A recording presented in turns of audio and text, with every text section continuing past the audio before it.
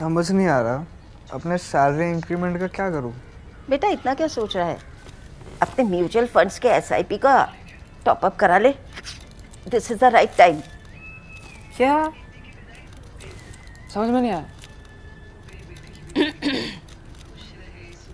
बेटा इतना क्या सोच रहा है? अपने म्यूचुअल फंड्स का एसआईपी टॉपअप करा ले। This is the right time. अब समझा।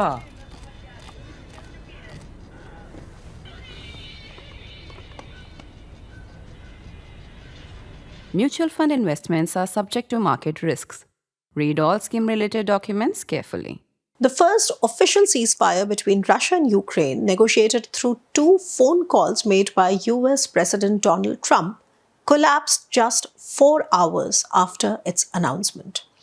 Now, the ceasefire by itself amounted to little more than 3 key takeaways. There was a 30-day pause on targeting each other's energy infrastructure. There was an exchange of 175 prisoners of war. And in principle, there was a resumption of ice hockey between US and Russia.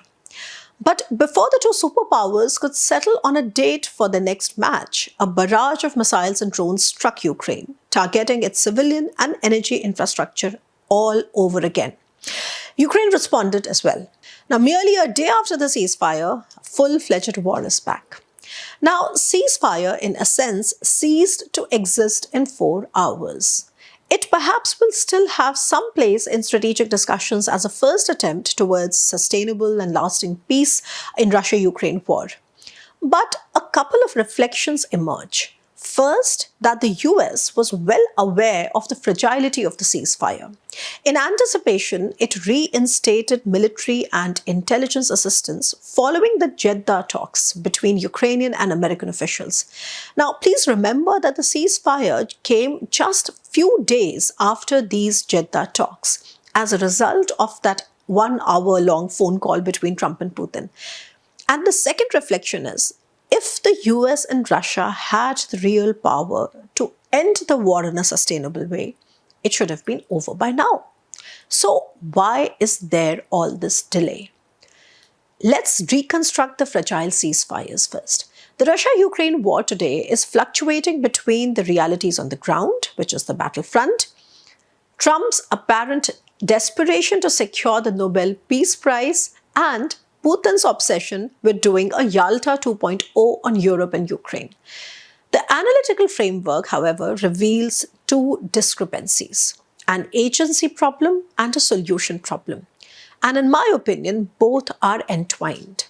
The agency problem arises from not granting Ukraine and Europe the agency in shaping the broader US strategic calculus.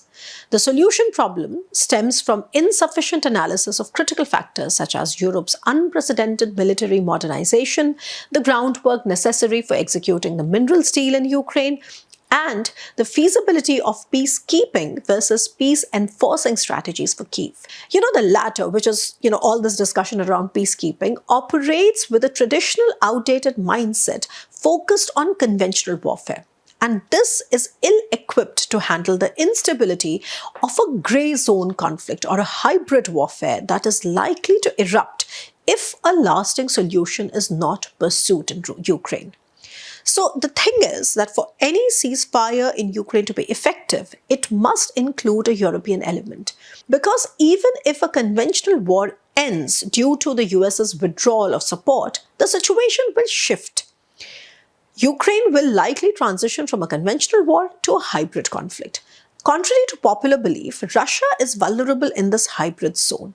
Ukraine's ability to strike deep within Russian territory continues to improve, and many of these actions could be executed through unofficial channels as well. Now, Trump may have been inconsistent and unpredictable, but his desire for a minerals deal with Ukraine has been a constant. However, the question remains, where are these minerals really located? Now, if most of them are located in territories occupied by Russia, it quite complicates the US's potential presence in Ukraine. Would the US invest bilaterally in those regions? Meanwhile, the US is also pushing for a settlement with Russia. Doesn't it sound like a strategic paradox? And when we consider the facts on the ground, the situation changes a bit. Ukraine is home to deposits of about 22 out of 34 critical minerals identified by the European Union as vital for energy security. And this places Ukraine among the most resource-rich countries in the world. Now, many occupied areas are rich in minerals such as coal and iron ore. Moreover, territories under Ukraine's control, such as Dnipro and Zaporizhia, contain other important resources like lithium, uranium, and manganese. Now, just to give you an understanding, Ukraine has three major lithium deposits. Now, these include Shevchenkivsk in the Donetsk region, as well as Polokivsk and Stanovadze in the centrally located Kirovograd region, which can rightfully become a rare earth shield for Ukraine. It's also important to note that the last comprehensive study of Ukraine's rare earth minerals dates back to Soviet times.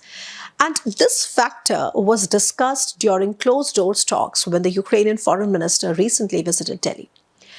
The assessments on rare earths are made based on this outdated study from Soviet times, like I just mentioned. However, my view is that the Americans significantly understand where the minerals are, and they are crafting a strategy to access them at throwaway prices compared to their globally ascertained values. And that is why Donald Trump remains so obsessed with the mineral deal. But will the US be able to operate in such a volatile environment? The Trump administration's failure to anticipate the collapse of initiatives like the Abraham Accords that led to the IMEC setback in the Middle East, if you remember, this happened due to Hamas's attack on Israel, shows the fragility of peace in contested regions. Now, more recently, the Gaza ceasefire, after 15 months of brutal fighting, has already faltered. Despite diplomatic efforts to push for IMEC, etc., it won't succeed without a reliable peace that reassures investors in connectivity infrastructure. So, coming back to East Europe, any US business involvement in Ukraine for the minerals deal will require these guarantees of stability. Now, from this perspective, the best strategy for the US is to work alongside Europe. If Trump truly is the deal maker he claims, he should collaborate with the Europeans to establish a stabilizing role in the ceasefire and negotiating with Russia. Now, acknowledging that annexed territories won't return to Ukraine, for now at least, and that NATO membership is not on the table, actually is quite enough for the time being. But demanding Ukraine's capitulation on Russia's terms will only prolong the war, and that is what is happening. If the US had to end it on favorable terms to itself in Moscow, like I said, it would have ended by now. Now, coming to Europe, Europe has developed both short-term and long-term plans for Ukraine. Now, in the short term, its primary focus is to support Ukraine as best it can, though there are certain strategic forms of support that only the US can provide. But still, Europe can, for instance, deploy planes to patrol ceasefire areas and the Black Sea region. But there is a problem with boots on the ground because this issue remains contentious. Regardless of the numbers, as in how many thousands, these troops are unlikely to be stationed at the front lines. They will probably serve in a back support role. Now, whether they can enforce peace in the event of a breach remains uncertain. Now, this brings us back to the uncomfortable reality of UN peacekeeping missions. The legal distinction between peacekeeping on the one hand and peace enforcing on the other hand can result in significant differences on the ground, especially in Ukraine. UN peacekeeping forces, even if they are drawn from non-NATO countries, as Putin keeps insisting, but if they don't have a peace enforcement mandate, will struggle to monitor the situation effectively. The fragile peace could be broken very easily by hybrid warfare, and without clear authority to use force, at least, in a way that can make a difference, these troops would be ineffective in sustaining peace. Now, currently, these questions and their answers are kept intentionally ambiguous. The Russia-Ukraine conflict is now dominated by great power dynamics versus Ukraine's survival. While the situation may appear dystopian at first glance, a closer inspection reveals potential opportunities as well. Ukraine does seem to have learned from the Oval Office debacle that it must thank Trump profusely rather than correct him about the 25 failed ceasefires since 2014. The Zelensky administration, for as long as it endures, must remain flexible, self-effacing at times, and develop resilience against the indifference of those that fail to grant it any agency. Europe, too, has realized that enduring the difficult Trump bill will ultimately benefit them in the long run, despite the apparent challenges to the transatlantic alliance in the short term. Now, whether successive US administrations will repair the damage done to America's status as a security guarantor and reconfigure ties with traditional allies to reclaim its dominant position globally, now this remains a question that only time can answer. But from Europe's perspective, time is certainly running out. Key European nations, including the UK, France, Germany, Poland, and the Nordics, and primarily Norway, Denmark, Sweden, and Finland, have initiated ambitious modernization programs with unprecedented defense spending occurring at the EU-wide level as well.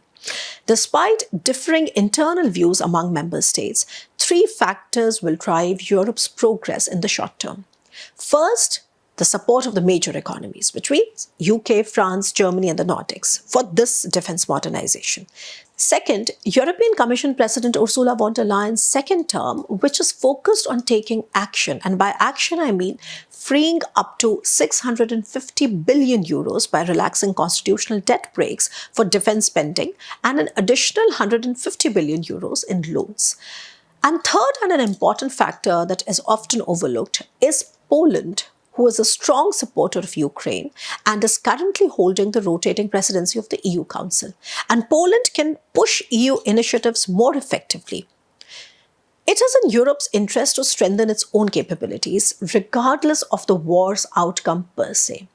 While Ukrainian resilience and military innovations have stunned the world and military buffs, the vulnerability of critical infrastructure and civilians remains a key factor that could lead Ukraine to capitulate in the absence of air defenses and intelligence sharing. But for Trump, a stronger Europe is crucial, not only for helping to sustain peace settlement in Europe, but also to confront China in the Indo-Pacific and also to compete in the Arctic, where Russia alone remains the key enabler of China's access. Why do you think Donald Trump wants Greenland so badly? Therefore, Europe's remilitarization, even during tragic times, marks a turning point. Europeans cannot play a direct role in Ukraine without a US backstop. But for American plans to succeed, whether for stabilizing Ukraine, pursuing the minerals deal, or preparing for global power shifts, Europe's role is also vital. That, in my opinion, is the essence of the Trump bill in the larger tragedy of great power politics. Stay tuned.